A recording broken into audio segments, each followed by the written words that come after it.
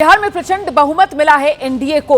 इसके बाद अब जीत का सेहरा किसके सिर बंधने वाला है, मतलब बिहार का अगला मुख्यमंत्री कौन होने वाला है। नीतीश कुमार 20 साल से बिहार के सीएम हैं। 9 बार बतौर मुख्यमंत्री बिहार के नीतीश शपथ ले चुके हैं। कल वो राज्यपाल से मिलने गए और उन्होंने इस्तीफा नहीं सौंपा। कल जब राज्यपाल से मिलने गए थे तो अचानक से यही लगा, जो कि सामान्य तौर पर होता है कि आप इतना इस्तीफा सौंप देते हैं राज्यपाल को, लेकिन यहां पर ट्विस्ट है। नीतीश कल राज्यपाल से मिलने गए, लेकिन नीतीश ने अपना इस्तीफा नहीं सौंपा, क्योंकि नीतीश कुमार ने इस्तीफा अब तक नहीं दिया है। इसी को लेकर बिहार में एक अलग किस्म की राजनीतिक खिचड़ी पकना शुरू हो गई है। कयास लगाए जा रहे हैं बीजेपी अंदर ही अंदर कुछ खेला ना कर दे, इसी का डर नीतीश कुमार को है।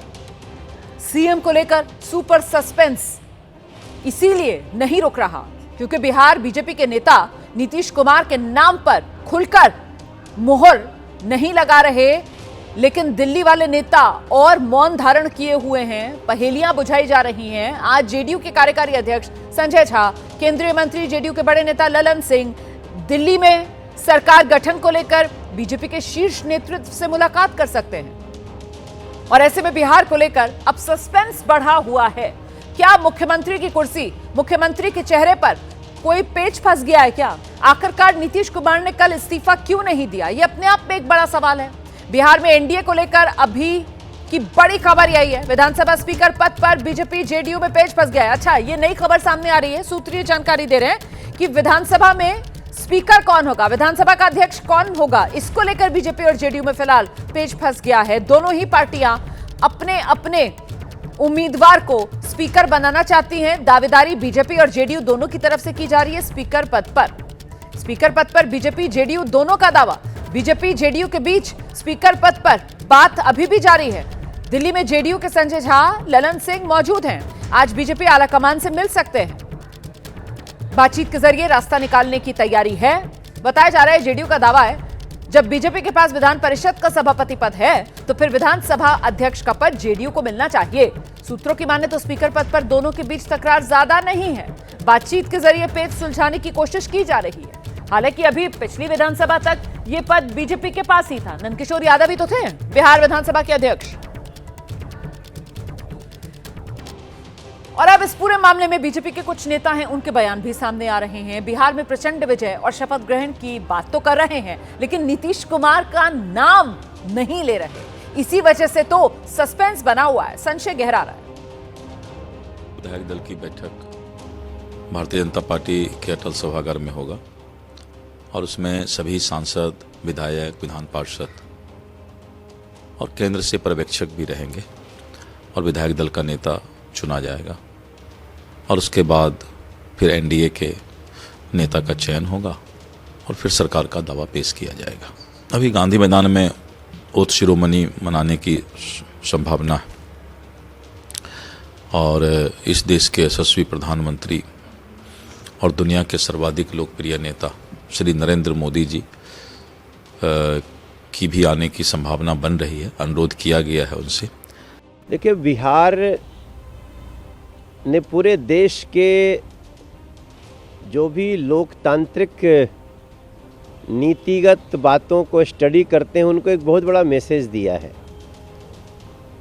कि जो काम करेगा, जो जनता का ख्याल रखेगा, जो ईमानदारी के रास्ते पे चलेगा, उसको जनता बार बार सरकार चलाने का मौका देगी। और जिस तरह से बिहार के बारे में समीक्षा हो रही थी पूरे देश में, बिहार ने उन सारी समीक्षा को एक तरफ कर दिया और जो संदेश है वो एक नई राजनीतिक संस्कृति का संदेश है। सीधे आपको लेकर चलेंगे। हमारे साथ हमारे सहयोगी शशांक इस वक्त मौजूद हैं और जरा शशांक से ही जानते हैं। शशांक, सबसे पहले तो ये बताइए कि मंत्रिमंडल भंग करने के बाद जो एक परंपरा रही है कि मुख्यमंत्री पद से आप इस्तीफा सौंप देते हैं, उसके बाद राज्यपाल कहते हैं कि जब तक नई सरकार का गठन ना हो जाए तब तक आप कहीं ना कहीं केयरटेकर सीएम बने रहिए, क्या इस परंपरा का निर्वहन बिहार में नहीं हुआ? नहीं हुआ तो क्यों नहीं हुआ? नीतीश कुमार ने कल इस्तीफा क्यों नहीं दिया? सुगबुगाहट क्या है शशांक?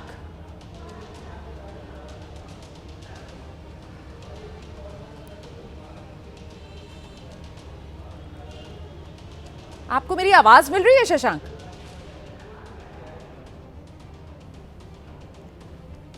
शशांक से हमारा संपर्क नहीं हो पा रहा है, बात करने की आगे कोशिश करेंगे। शशांक, मेरी आवाज मिल रही है आपको? जी जी जी जी जी मैं आपसे ये जानना चाह रही हूँ शशांक कि सुगबुगाहट क्या है जो परंपरा रही है, मंत्रिमंडल भंग करने के बाद मुख्यमंत्री इस्तीफा सौंप देते हैं, राज्यपाल उनसे कहते हैं जब तक नई सरकार का गठन ना हो जाए आप केयरटेकर सीएम बने रहिए। तो यहाँ कल नीतीश कुमार जब राजभवन पहुंचे तो इस्तीफा क्यों नहीं दिया?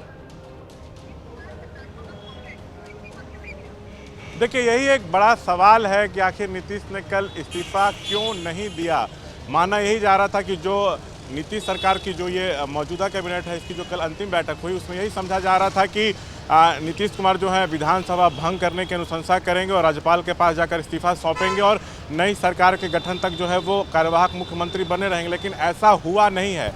अब इसका ठोस जवाब किसी के पास नहीं है। ये कहा गया है कि 19 तारीख से जो मौजूदा विधानसभा है वो भंग मानी जाएगी। 19 को नीतीश इस्तीफा देंगे और उसी दिन एनडीए विधायक दल की बैठक होगी, उनको नेता चुना जाएगा और वो फिर राजभवन जाएंगे और नई सरकार बनाने का दावा पेश करेंगे और 20 को गांधी मैदान में शपथ ग्रहण समारोह हो सकता है। अभी ये जो है वो कहा जा रहा है। लेकिन देखिए, अभी क्या है कि टकरार तो नहीं कहेंगे, लेकिन स्पीकर पद को लेके कहीं ना कहीं थोड़ा पेच जरूर है। बीजेपी इस पद पर दावा कर रही है, जदयू भी इस पद पर दावा कर रही है। सोर्सेस बता रहे हैं कि जदयू का तर्क है कि जब विधान परिषद में सभापति का पद बीजेपी के पास है तो विधानसभा अध्यक्ष का पद जदयू को मिले। तो बातचीत के जरिए रास्ता निकालने की कोशिश की जा रही है। संजय झा, ललन सिंह, जदयू के दोनों बड़े नेता दिल्ली में मौजूद है। नहीं, तो अभी बताइए, अभी भी तो यही था ना सिस्टम, बीजेपी के पास ही था ना अभी भी विधानसभा अध्यक्ष का पद, स्पीकर नंदकिशोर यादव ही थे। तो ये तो फिर एक नया मांग है ना, एक नया रट है जो लगाया जा रहा है जेडीयू की तरफ से। नहीं, देखिए, 2005 से जब बिहार में बीजेपी और जदयू की सरकार बनी तो 5 से 15 तक तो उदय नारायण चौधरी जदयू के ही स्पीकर थे। उस समय बीजेपी छोटे भाई की भूमिका में थी। 15 में जब महागठबंधन की सरकार आई तो राजद की सीटें ज़्यादा थी जदयू के मुकाबले। तभी 2015 से 20 जदयू के विजय चौधरी स्पीकर रहे। लेकिन जैसे ही 2020 का विधानसभा चुनाव हुआ, बीजेपी की ज़्यादा सीटें आई तो स्पीकर विजय सिन्हा बने थे। उसके बाद महागठबंधन की सरकार आ गई तो राजद के बाद बिहारी चौधरी बने। लेकिन जैसे ही फिर बीजेपी की सरकार आई तो नंदकिशोर यादव को स्पीकर बनाया गया। तो बीजेपी बड़ी पार्टी है और चाहती है कि स्पीकर पद हमारा हो। तो बातचीत के जरिए रास्ता निकालने की कोशिश की जा रही है। देखते हैं कि कब ये रास्ता निकलेगा। फिलहाल आपका बहुत शुक्रिया शशांक इस तमाम जानकारी के लिए। नीतीश कुमार के नाम को लेकर अब ऐसा लग रहा है जैसे एक मौन धारण कर लिया गया है बीजेपी की तरफ से, लेकिन जेडीयू समेत एनडीए के जो बाकी घटक दल हैं नीतीश कुमार के नाम पर लामबंद हैं। जेडीयू प्रवक्ता नीरज कुमार का बयान सुनाते हैं। माननीय नीतीश कुमार जी के नेतृत्व में एनडीए की सरकार ने जो शानदार और जानदार बिहार की छवि को बदला है, राज तिलक की करो तैयारी, ये आम लोगों की भावना है। तो हसरत भरी निगाह से लोग उम्मीद लगाए बैठे हैं और राष्ट्रपिता महात्मा गांधी के चरणों में शीश झुका करके वह कार्यक्रम आयोजित होगा। वह राज्य की राजनीति में मील का पत्थर साबित होगा। तो अब एक तरफ जेडीयू है, लगातार बार बार कह रही है मुख्यमंत्री नीतीश कुमार ही होंगे, बीजेपी कुछ बोल नहीं रही है और बिहार में इस सस्पेंस को और बढ़ा दिया पूर्णिया से निर्दलीय सांसद पप्पू यादव ने, जिनका दावा है बीजेपी नीतीश कुमार को मुख्यमंत्री बनाना ही नहीं चाहती। बीजेपी ने पप्पू यादव को करारा जवाब दिया है और कहा है कि पप्पू यादव मुंगेरी लाल के हसीन सपने देख रहे हैं। 3 बार नीतीश जी के साथ क्या हुआ, डीएनए से लेकर के नीतीश कुमार जी के सदन के मंतव्य को लेकर के, और लगातार एक बड़ा सपना था बीजेपी का कि मुझे सरकार बिहार में बीजेपी की बनानी है। मैं तो अपने दल में इस बात को अपने प्रभारी जी तक कह चुका हूँ कि बिना शर्त के, बिना लेट किए 5 साल के लिए नीतीश कुमार जी को आप एक्सेप्ट कर लीजिए।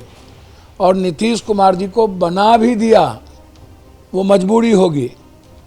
ये नीतीश कुमार के दल को भी तोड़ेंगे, दिल्ली में भी तोड़ेंगे और बंगाल के चुनाव के बाद नीतीश कुमार जी को एक दिन भी नहीं रहने देंगे। भाई, हमारा एनडीए अटूट है और नीतीश कुमार मुख्यमंत्री थे, मुख्यमंत्री हैं, आगे भी मुख्यमंत्री रहेंगे। हम किसके साथ लड़े हैं चुनाव? किसके नेतृत्व में लड़े हैं?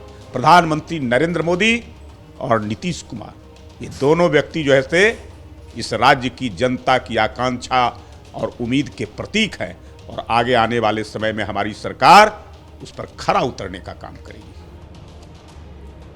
और इस बीच देखिए डोरे कैसे डाले जा रहे हैं। पप्पू यादव ने नीतीश कुमार को महागठबंधन की तरफ से घर वापसी का ऑफर दे दिया है, जिसके बाद अब ये सवाल खड़ा हो रहा है, क्या नीतीश के मन में बीजेपी को लेकर कोई संशय पैदा हो गया है?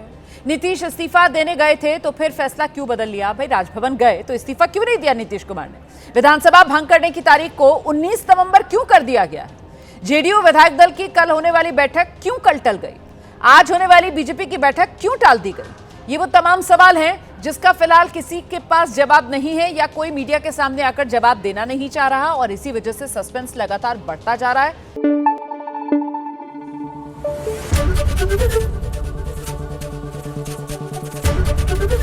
एबीपी न्यूज आपको रखे आगे।